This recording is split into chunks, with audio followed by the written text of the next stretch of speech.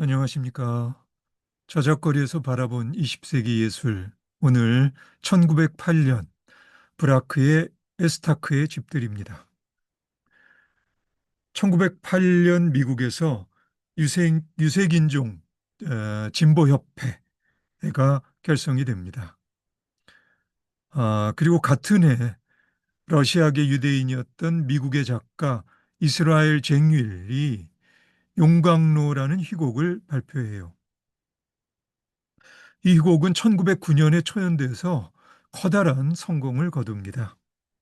이제 미국 사회의 은유로서 용광로라는 개념이 확실하게 자리 잡게 되죠.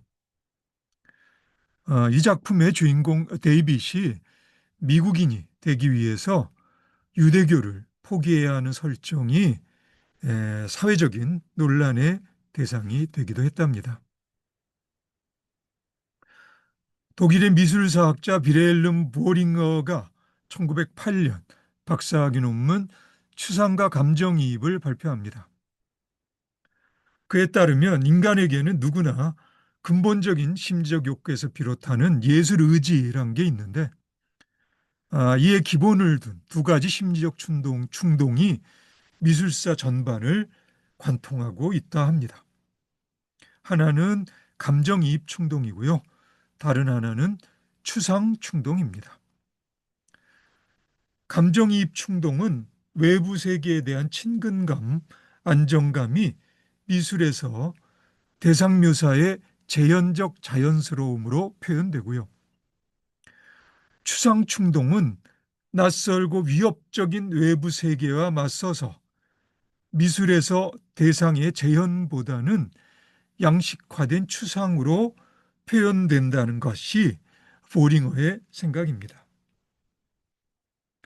그러니까 보링거의 논문은 미술 양식의 상대성과 인간 심리의 보편성이라는 전제에서 미술사를 하나의 가설적 관점으로 정리하려는 환원주의적 성격을 띠고 있습니다. 어쨌든 보링거의 관점에서 보면 인간의 자아와 세계 사이의 괴리감이 커질수록 미술은 추상화의 경향을 보입니다.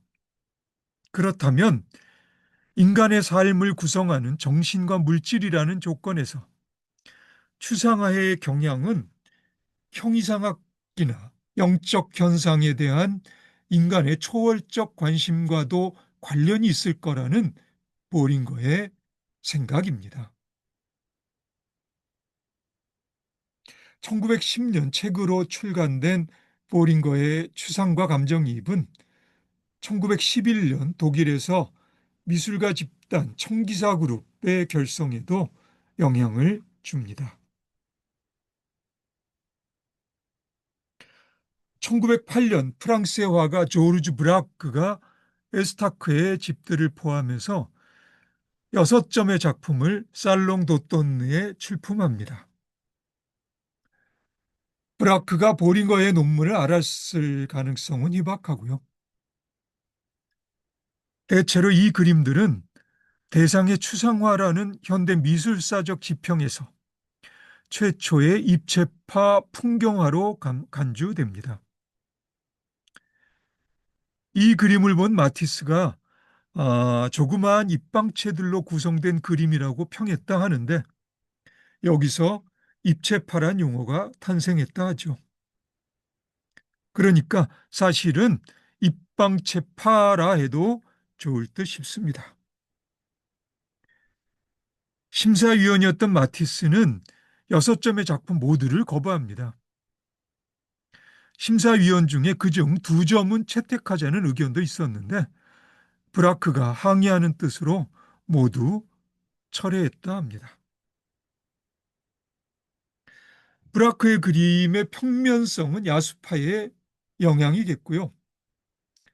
색감의 강렬한 톤은 제한하면서 견고하게 짜인 구성감은 세잔느의 영향이라 말할 수도 있을 겁니다. 에스타크라는 동네는 세잔느가 머물며 작업하기도 했던 곳이죠. 머물 틈 없이 변화하는 대상의 한순간을 속도감 있는 붓터치로 붙잡아 고정된 느낌으로부터 활성화시키려던 경향이 강했던 인상주의가 모네에서 볼 수 있듯이 점차로 대상을 해체시키려는 추상의 경계까지 이르는데, 이 과정에서 관념으로 아는 것에서 있는 그대로 보는 것으로 무게중심의 이동은 세잔네의 작업이 말년에 이르게 되는 추상의 경계와도 접점을 찾을 수 있을 겁니다. 프랑스의 철학자 메를로 뽕띠의 말입니다. 세잔느는 아는 것을 그리기보단 지금 보고 있는 것을 그리고 싶었다. 물론 세잔네의 작업을 해체라고 표현하기보다는 해쳐 모여라고 표현하는 것이 더 적절할 듯 싶긴 하지만, 어쨌든 외부 대상에서 출발한 인상주의와 후기 인상주의가 말년의 모네나 세잔느처럼 내면의 심상이라는 정신화적 추상의 경계에서 만나는 접점을 보인다는 것이 나의 생각입니다. 모네나 세잔느, 그리고 마티스의 그림에서 표현되는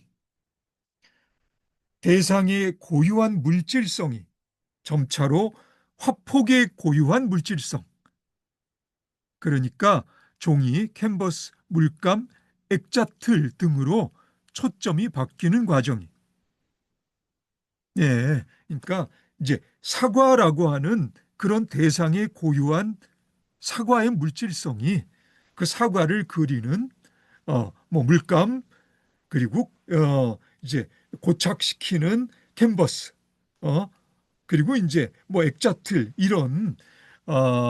이러한 것들의 물질성으로 초점이 바뀌는 과정이 20세기 미술의 중요한 한 측면일 텐데요.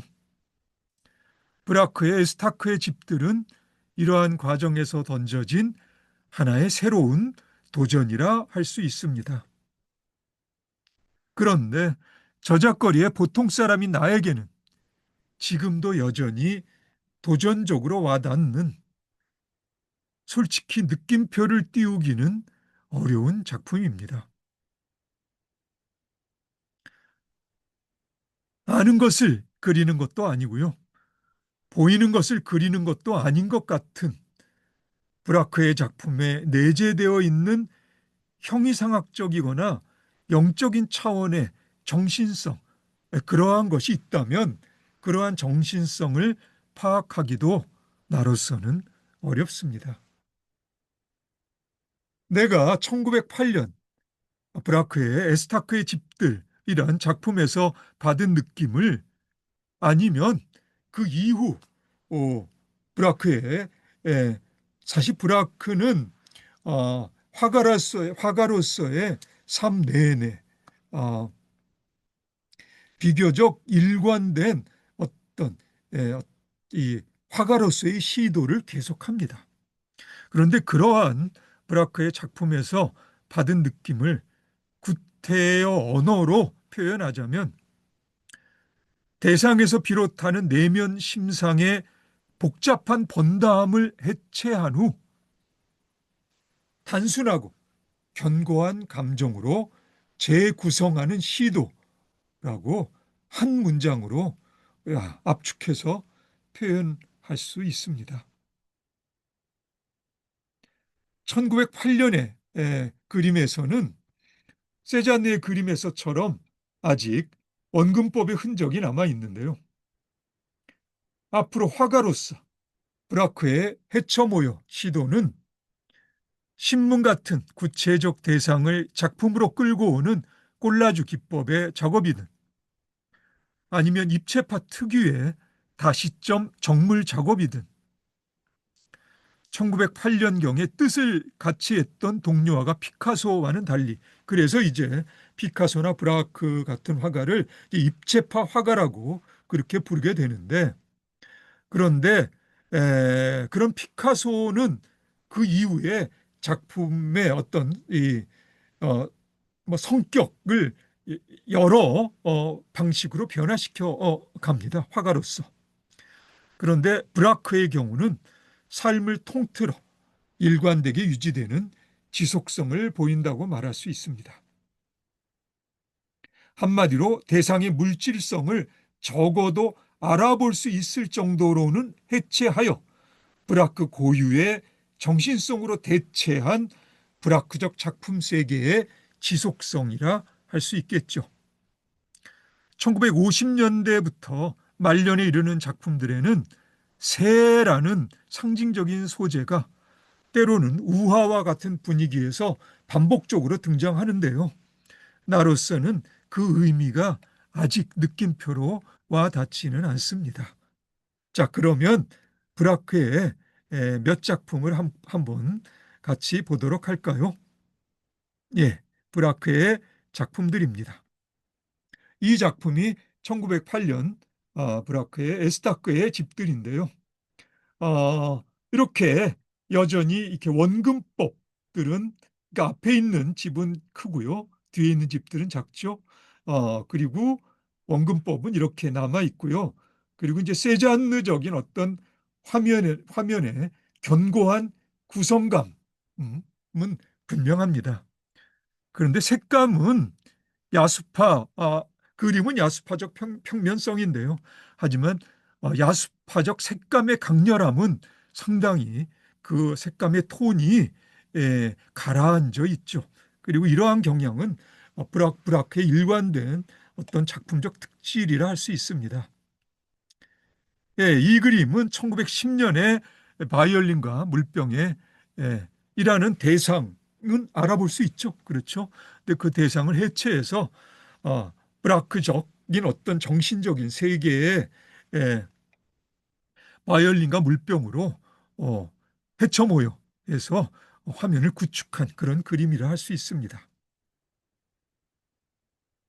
그리고 1914년의 콜라주 작품입니다. 물병, 그리고 여기 유리잔, 그리고 뉴스페이퍼, 신문이 콜라주 기법으로 화폭에 담겨 있는데요. 어, 뭐 여전히 브라크 특유의 해처 모여의 그런 어떤 기법은 어, 계속되고 있죠. 그리고 1944년에 당구대가 있는 정물입니다. 예, 어, 입체파 특유의 다시점에서 잡힌 뭐 당구대라든지 아니면 내부 실내의 모습 아니면 화병의 모습은 계속 유지되고 있고요. 그리고 말년에 1956년에 둥지로 돌아오는 새입니다. 이렇게 새라는 모티브가 말년의 브라크 대략 한 1950년경에서 시작돼서요. 말년 마지막 순간까지 계속됩니다만 나로서는 아직 이 새해의 어떤 이 상징적인 의미라 할까요? 정신적인 의미가 확실하게 와닿지는 않네요. 예. 야, 그러면 오늘 브라크 여기까지 하겠습니다. 오늘도 수고 많으셨고요. 그럼 우리 다음에 다시 봅시다.